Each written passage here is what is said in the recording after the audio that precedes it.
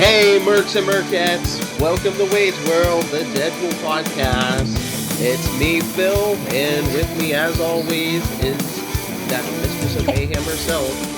Hey guys, it's me, of course. And I did manage to do my list, I just didn't get it to you. Sorry, by the way, Phil. That's fine. I'm just telling you. I'm prepared on my list.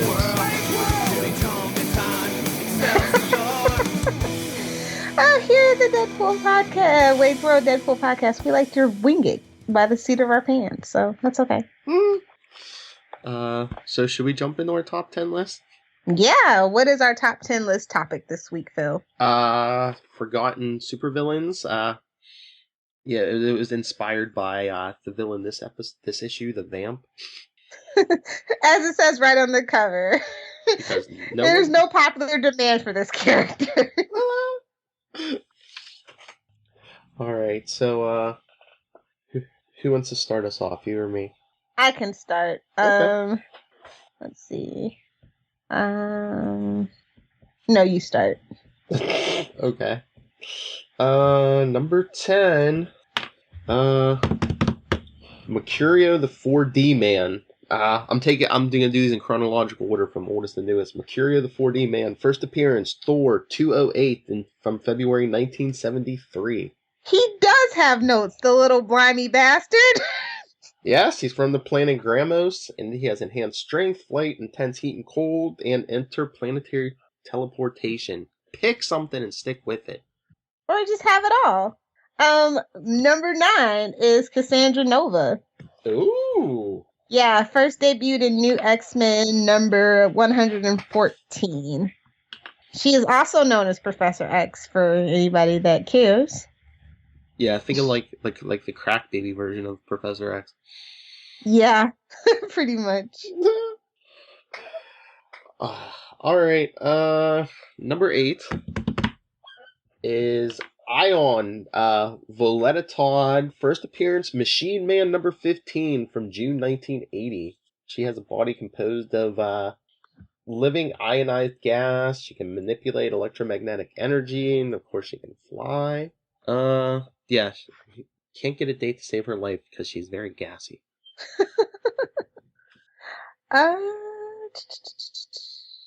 Number 7, I'm gonna go with the leader, the Samuel Stearns version.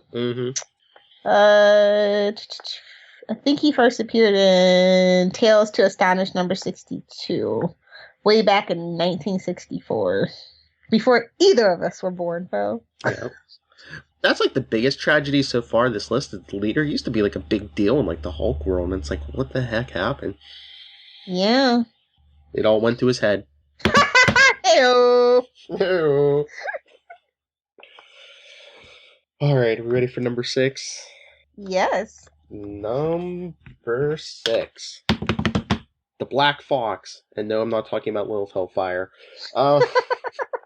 Raul Chalmers. He was a first appearance, Amazing Spider-Man 255 from August 1984. He's an international jewel thief, a 60-some-year-old international jewel thief who Spider-Man kept letting go because he felt pity for the dude. His big weapon was pity. Wow. I don't know why he's even worthy of this list, except he's forgotten. Don't break a hip on the way out, Grandpa. I had to dig deep for this one. Her Star, which is a villain from the Preacher comic books. Oh. Yeah. I think it was the Crusaders arc is where he was the villain. Mm-hmm. Even though Preacher is relatively kind of a newish comic book, I definitely think this villain was forgotten by every Preacher fan. By me. Me too. Alright, number 4 is Quagmire. No, not the guy from Family Guy.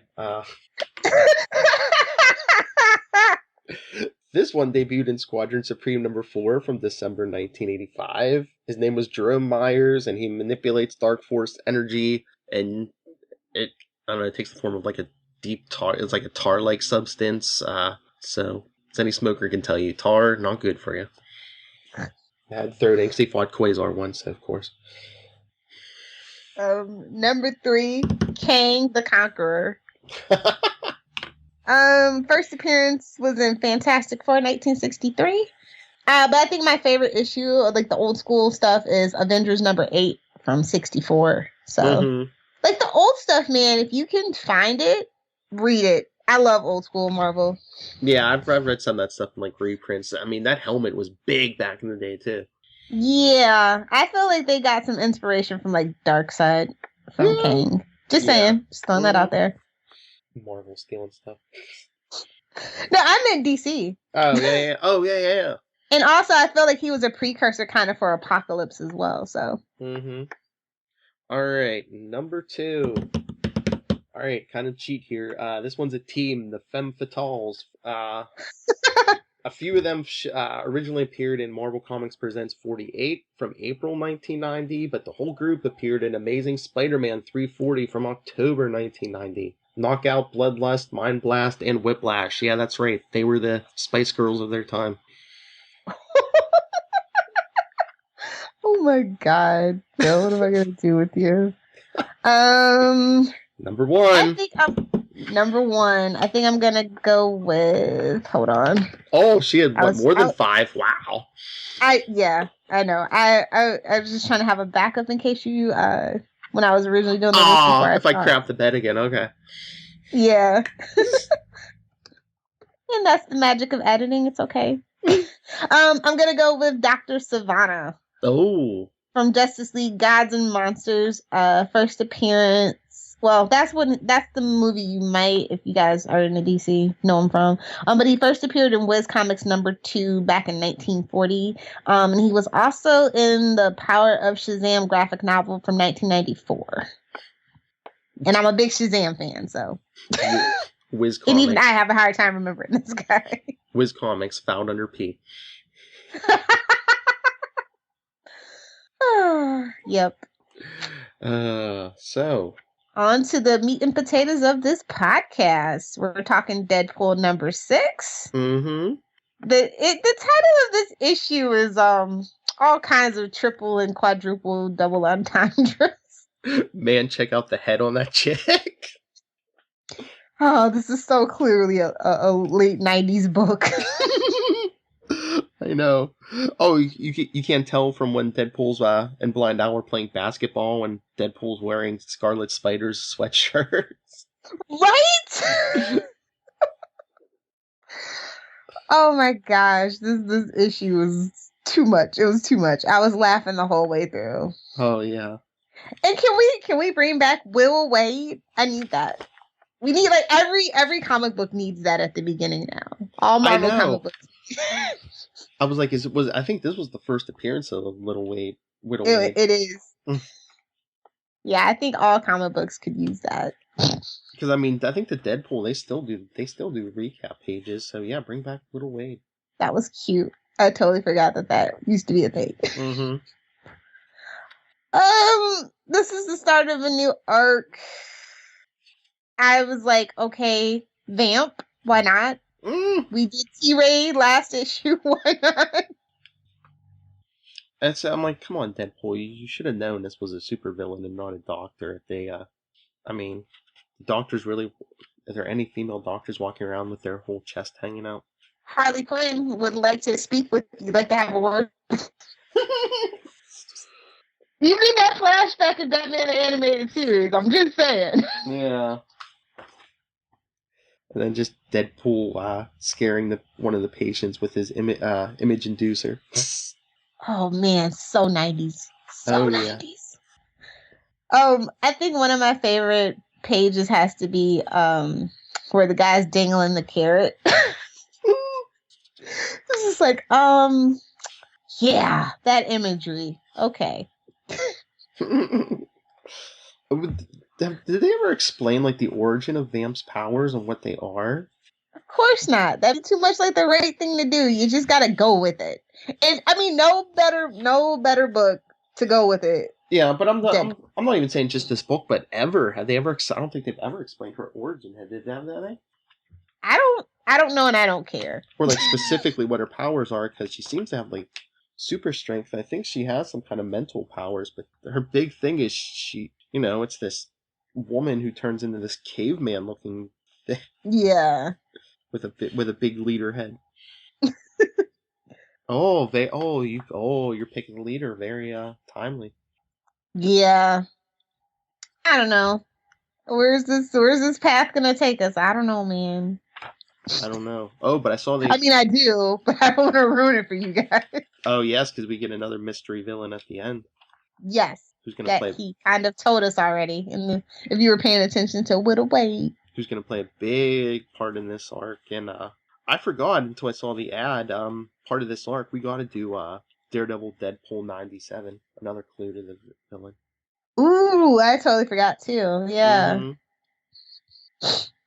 But is this why Americans don't respect mental health care? Probably. That, and then we'd have to do something about our gun laws. Just saying. Sorry, political.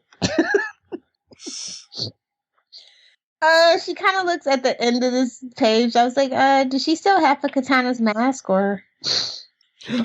Yeah, that I don't know. That was like the '90s look they gave her. And I was just like, you're not. I know you're supposedly Typhoid Mary, but you're not Mary Jane, so you can't say Tiger. Yes, but that was such a play on that scene. I know. It hurt so bad. Yeah, I don't know what half face paint is, because I think, when she first appeared, her whole face was painted. But yeah, that whole '90s thing, I don't know. She has she has different personalities. So Two-Face. It's Marvel's version of Two-Face. Yes. Everybody can use a good Two-Face.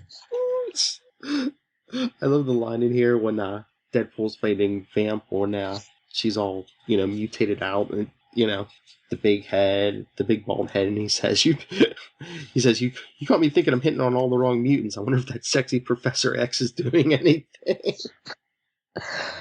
I ship it. It's okay. Mm-hmm. This was like a golden age of Deadpool. It was. It's because they had so much freedom and they didn't know what they were gonna get, so they're just like, let's just do what we want. Mm-hmm. And he wasn't. And I think when you have creative freedom, you can have fun and you're not worried about numbers because you think you're gonna get canceled anyway. Yeah, I mean, at this point he wasn't a big international movie star and everything, and Marvel's cash cow was just like a guy flying under the radar. Well, let's be clear. Fox's Marvel's cash cow. Yeah. Yeah, but I mean, Marvel's playing it up for, they get that merchandise money in the books. And yeah, that's true. Although, I'm glad that we're doing old school Deadpool, because lately Deadpool's been very disappointing. Yeah, I mean, like the latest crossover, the Till Death Do Us, I was like, it's alright, but they need to get back to like more stuff like this. Yeah, this is just all cash grab. Yeah, I mean, yeah, it was nice he was in the Avengers for a while, and I mean, I don't know. I mean, there is some tragedy in the Deadpool story, but you need to like focus on it and hammer on it every issue. We need humor too. Yes. That's Deadpool. As offensive and disgusting as possible. He can laugh. Yes, he can laugh in the face of anything. Yep. I'm so glad we're going, like I said, that we started with this one first. Mm-hmm. So, what was your favorite page? I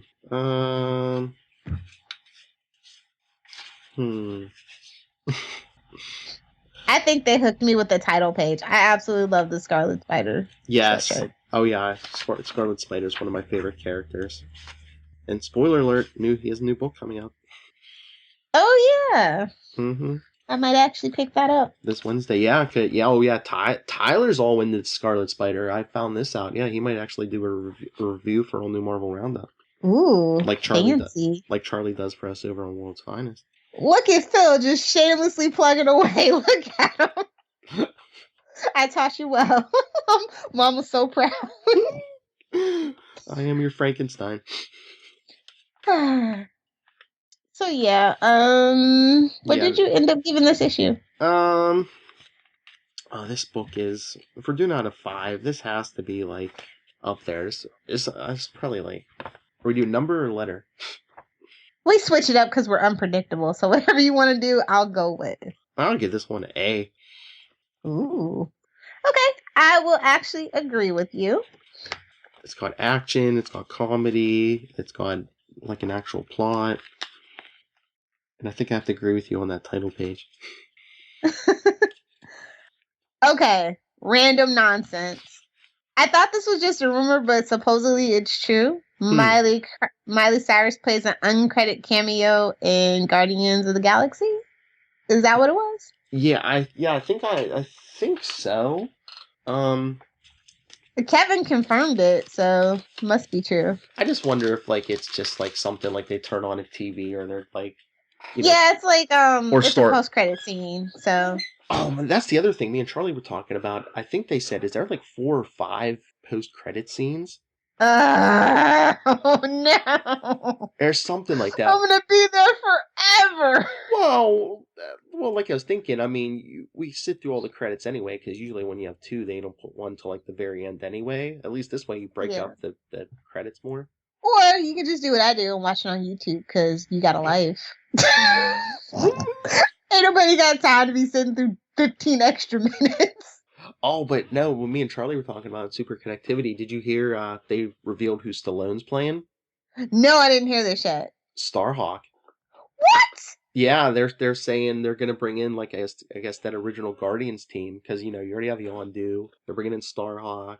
Oh, nice. And you know what I said? They already said Michael Rosenbaum's playing something, but they haven't revealed it yet. I'm like, oh, make him Vance Astro.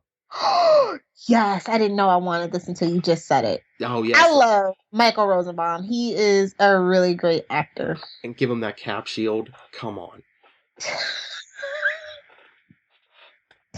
But I'm glad you brought this up because I was thinking about this. I don't know, since we're all wild and unpredictable and we can go anywhere, when we get stuff like this, like movies, should we do like special episodes? Like, should that week's Wade's World, should we do a Guardians of the Galaxy episode? Should we do like, well, I know. Deadpool's been everywhere and everything, so we can find something that's tangentially related very easily. So if that's what you want to do, we should totally do it. We can try. I mean, Deadpool doesn't even have to be in it, but yeah, I mean, we're trying to find something Guardians.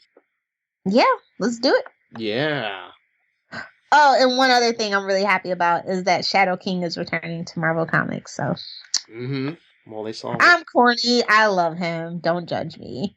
Well, they saw how everyone flipped out for him on Legion, so. Yeah, that's true. He's gonna look like Aubrey Plaza now. Oh, and speaking of Guardians of the Galaxy, I don't know if you guys talked about it, but like I don't know if you're familiar with like Telltale games. Guardians of the Galaxy is getting a Telltale game, so I'm just like, I actually might pick that up. I love the Telltale series. They're fun. I've never played them. I've been seeing articles because they have like a the Batman ones are really cool. You should. Yeah. Yeah. So I think that's enough rambling and not random nonsense. It's all random nonsense with us. That's so true. All right. So Lilith, where can all these little Merc fans find you? You can find me on Twitter at Lilith Hellfire or literally anywhere else in the social media sphere at Adventures in FG. Please be sure to check out my website, adventuresinfangirling.com. Like, share those articles, leave me some comments. I do read and respond to all of them, so I look forward to seeing you there in the comment section. Also want to remind you guys to check out, if you are even a little bit of a DC fan, to check out the Legend of DC feed right here on the Nuff Said. Not enough said. Right here on the Southgate Media Group of podcasts. So, just gonna plug that. Plug. And as always, you can get a hold of me, nightwingpdp@gmail.com. On Twitter, I'm at nightwingpdp. And like I was plugging before, check out everything here on Nuff Said, the actual Nuff Said show, Only Marvel Roundup, Super Connectivity, and the ever-changing Charlie Esser and Waz Manzora Netflix podcast. Now Charlie's talking like a Mideast philosopher because they're doing Iron Fist. So check that out. That is awesome. If only I could have cared about Iron Fist. If only. What you didn't find it interesting? I thought Arrow did it better. Sorry, Arrow season 1 did it better. What, you're not entertained by every episode? What are we gonna do about Danny? and boardroom stuff. That doesn't. I mean, maybe if they would have had a well-dressed man played by John Barrowman, Oh, I could have got hyped. But oh, jeez. All right, I think we're gonna stop that there. Join us next time, Deadpool Disciples, and we'll have something interesting for you as we always do. And thank you for joining isn't us. that a big order to fill? Hey, we're still here. I was gonna say this is episode 12. What? Yeah. We're not. No, we're like that original Deadpool run, man. We're still going. Oh, so you want to take them out of here? Yeah, so come back next time, everyone. Don't get stuck in a mental asylum. Whatever. Come on, they're reading Deadpool. They probably already there. All right, Rob, hit the music.